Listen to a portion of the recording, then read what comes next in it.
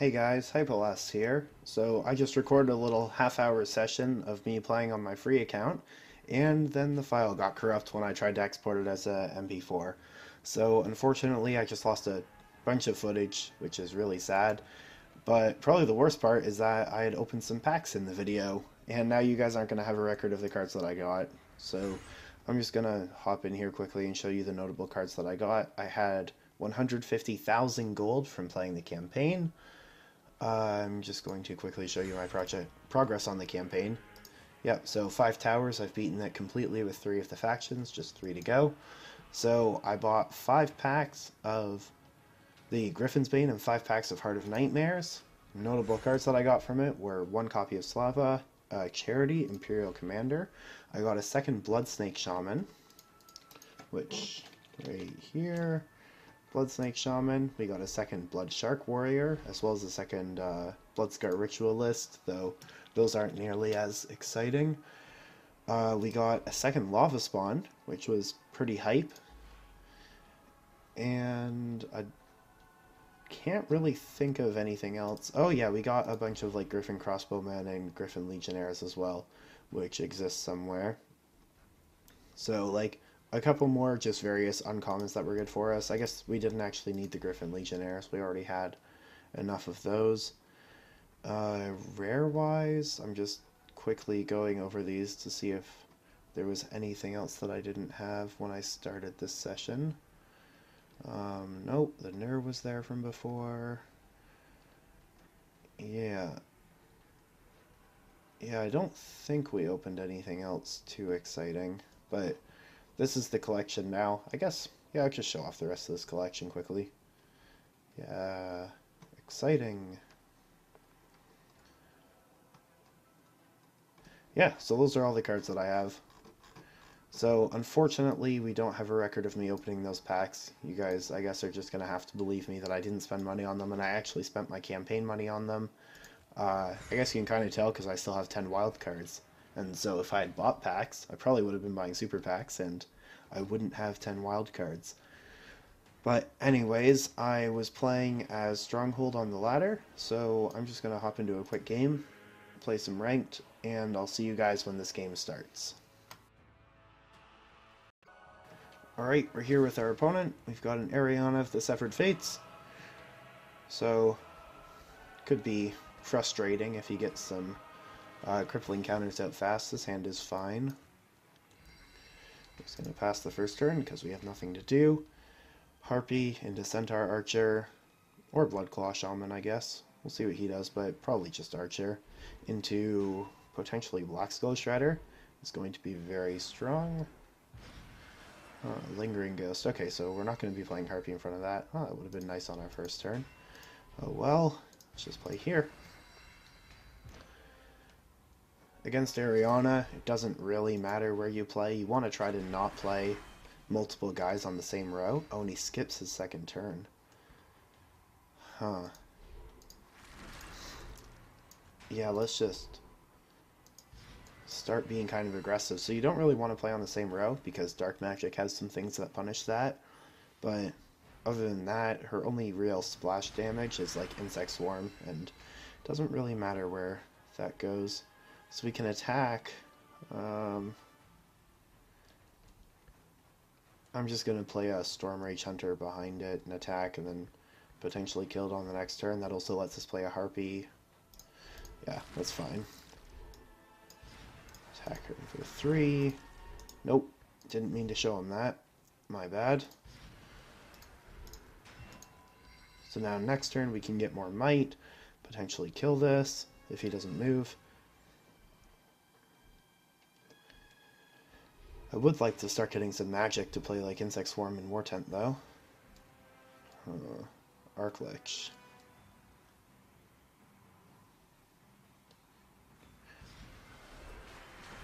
Interesting placement for the Arc Lich.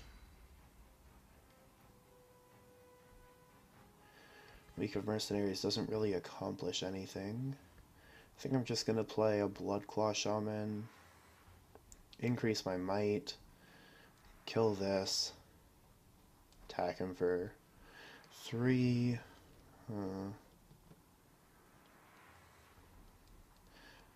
Yeah, not ideal. What else could I do? No, my options for this turn are pretty bad. I probably could have set this up better.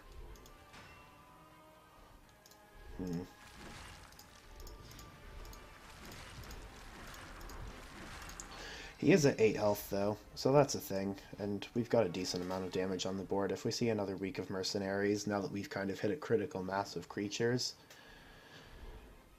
then, I mean, that might be good. I expect he's going to kill the Renar Harpy with his Arc Lich, and then, I don't know, maybe just move my Stormrage Hunter out of the way. I'm a little bit off of actually killing him this turn. I was gonna say I could like War Tent, Shredder. No, we can't even War Tent and Shredder both in this turn. So we can kill his ghost. We could increase magic. That lets us play a War Tent. Move this somewhere. I don't really want to play a Bloodclaw Shaman behind it though. Maybe just kill this, play a Shredder, attack for 3, attack for 2. Yeah, whatever, that's fine.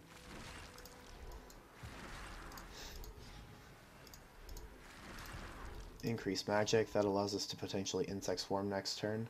I'm just going to leave the Shredder here, I think. I'm not going to attack this. I will move it forward though. And I'm going to attack that because it doesn't change any kind of clocks. Let's just play the Scout as well. The reason I'm playing the Scout is just in case we draw like one of the Zephirias, the Scout might become useful, and I expect that the game will be over within the next couple turns anyways. Like next turn we'll be able to play Shredder as well as War Tent, and if that doesn't kill him, then I don't know what will. Banshee probably killing Shredder, I would imagine. I don't know. Okay. But he's out of resource, which means that we kill him with just Shredder, right? Like we just attack, move, Shredder, attack again. Let's just do that. Nope. Wrong card. Trying to go a little bit fast and misclicking a little bit. But we got him. Alright, so I think I get a quest for that. As soon as it registers that he's at -1 health. Hello? We gonna go? Man, I hope my internet's okay. If I like lost internet, that would be pretty frustrating. Oh, there we go. Okay, not sure what he said. I assume it's a swear word or something though. So, continue. Let's just close that. We got 2 quests for that. An experience boost and our daily. So let's just check those. Alright, so I already played a couple games and I've got a lot of other things to do tonight, so I think that's going to be the only game I play. But before I leave you tonight, I am going to first talk about the changes that are coming up this Friday, November, I don't know, 7th? Is it? One sec, let me just quickly check the date. 7th we are getting a balance patch, so that is 2 days from now, or I guess 1 day from when this video is getting posted. And they're going to be balancing a couple cards that were broken with Sins of Betrayal, so I'm just going to take a quick look at those cards and tell you what I think about the balances that are being made. So, first up we've got Mother Namtaru, not Ash's Nightmare. Let's look at her in the altar. So Mother Namtaru, Invoker of Death. So the change that's being made to her is that her Invoker ability is having an additional cost of 1 resource attached to it.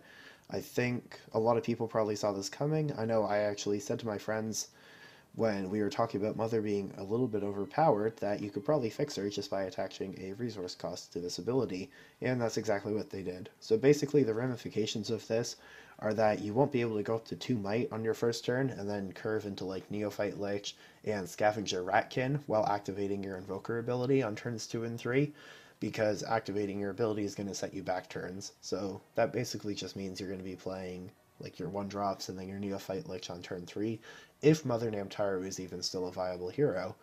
Because another one of the cards that we'll be looking at in just a second that was changed was Ice Spear, and it got a pretty big change that I think might kill, if not just Ice Spear, entire decks that depended on Ice Spear. So that's what's happening to Mother Namtaru. I don't think she's going to be unusable, but she's certainly going to be different. And by difference, I mean more balanced, which is a good thing. So the second change, which was pretty obvious, was made to Spellstealer Heretic. So Spellstealer Heretic is getting changed so that when you use her ability, it banishes the card that she casts. So that makes a lot of sense. It's a very logical place to take this ability. I think that may have actually been their original intention. Obviously, I don't know for sure, but based on how the card acts, I wouldn't be surprised if they had intended for her to actually banish the spell. And yeah, that'll balance it quite a decent amount, because that means you can't just run like 2 Arcast Wraths in a deck and expect to get 4 back with your Spellstealer Heretics. You actually need to have played the spell. Though the combos with Kalazar, where you can discard a spell and then immediately play Spellstealer Heretic, is still going to exist. So she's still a very good card, just slightly weaker and more balanced. The other change that's being made to her is that she's getting 6 health instead of 7. So I just want to take this opportunity to talk a little bit about some game theory involved with creatures, and not just with creatures, but racing in particular. So if you're looking at something that has like 6 health compared to 7, or like 10 health compared to 11, that 1 extra health is actually a lot more than it may seem, because 7 and 11 are prime numbers, and 6 and 10 are numbers with quite a few factors. And what I mean by that is when you look at what damage is being dealt to it in chunks, or like what chunks of damage are being dealt to it rather, if it's being dealt in 2 or 3 when you're adding up to 6, that only takes 3 or 2 turns respectively. Or when you're adding up to 10, if damage is being dealt in chunks of 2 or 5, then it only takes 5 or 2 turns respectively to add up to that amount. But the 1 extra health that makes it a prime number means that there is no amount of damage that can be dealt to it over a course of turns that will add up exactly, except for 1, obviously. If it's being dealt 1 damage at a time, then it's going to add up perfectly every time. But that just means that, for example, with Spellstealer Heretic, being put down to 6 health means that she's going to die to 2 things that deal 3 damage, whereas at 7 health she would have survived that with 1 health left. So, kind of high level there. Hope you guys followed that. Prime numbers of health in race scenarios, or when you're calculating how long things are going to live for, are just inherently stronger than numbers with a lot of factors. So that's cool. I should also point out that the number 10 that I used in my example doesn't have a ton of factors.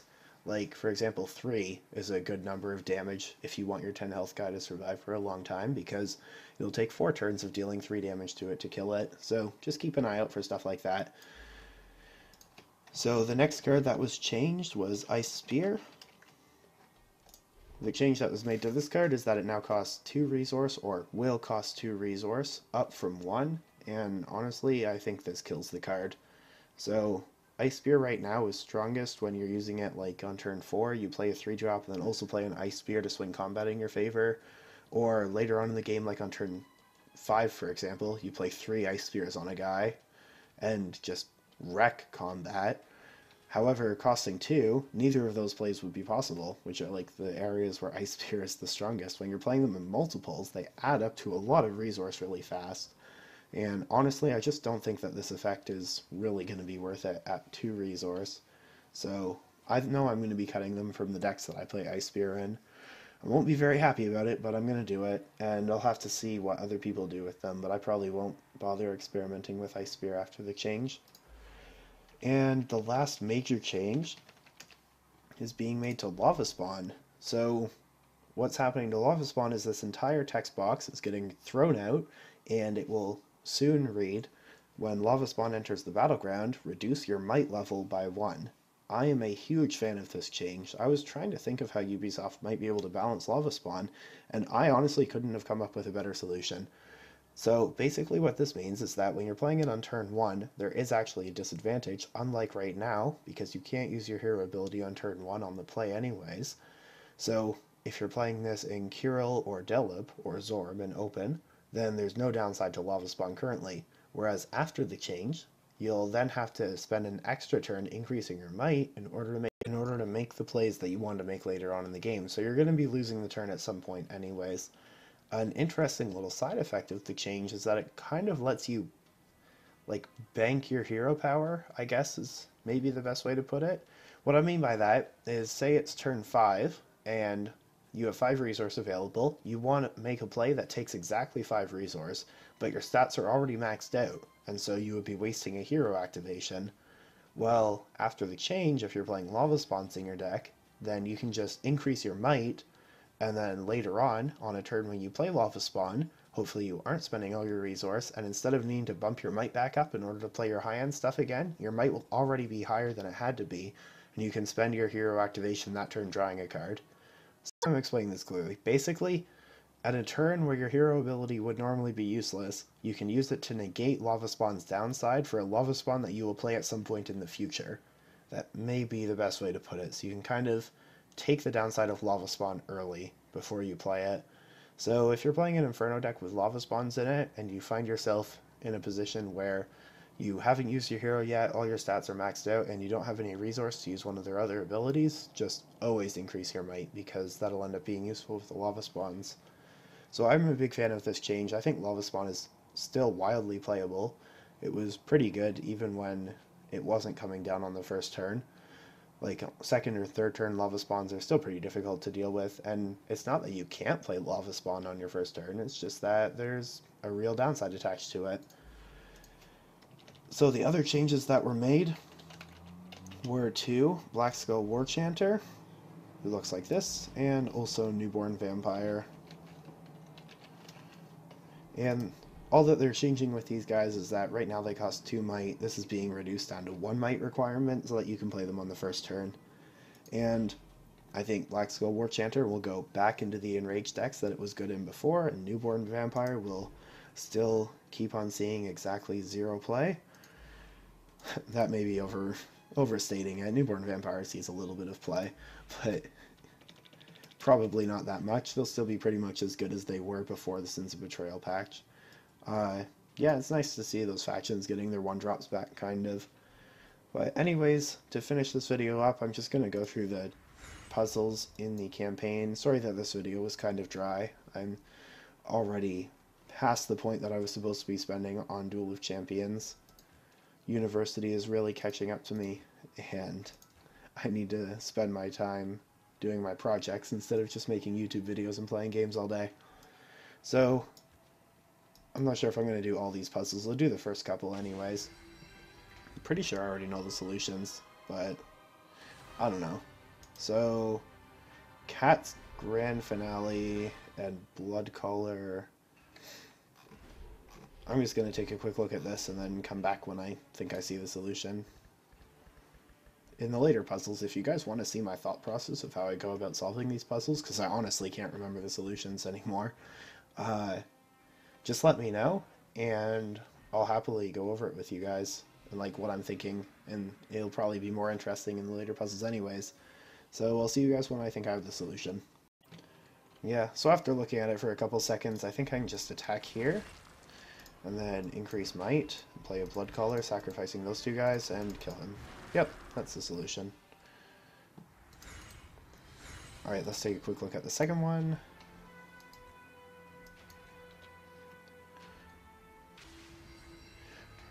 I seem to recall that one having been harder the first time I did it. Lifting Wind. So he's at 7. So I could deal like 4 with this. Oh, wait, yeah, this is... Is this enemy creatures?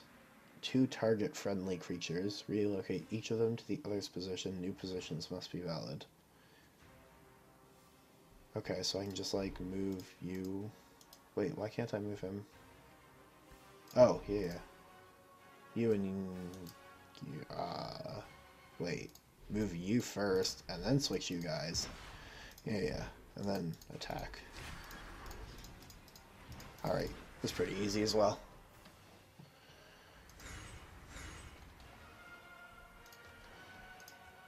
Let's do one more, and then I'll do the next two, probably just at the end of my next free-to-play video. This one, I bet, involves killing him with an Namtaru Channeler. We have 2 shared agonies. Whenever damage is dealt to your hero, deal that much damage to enchanted creature. Interesting.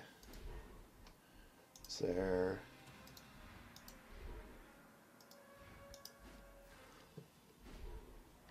Discard a spell. Take a non-unique spell card from your graveyard and put it into your hand.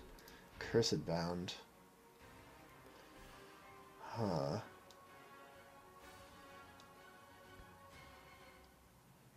So...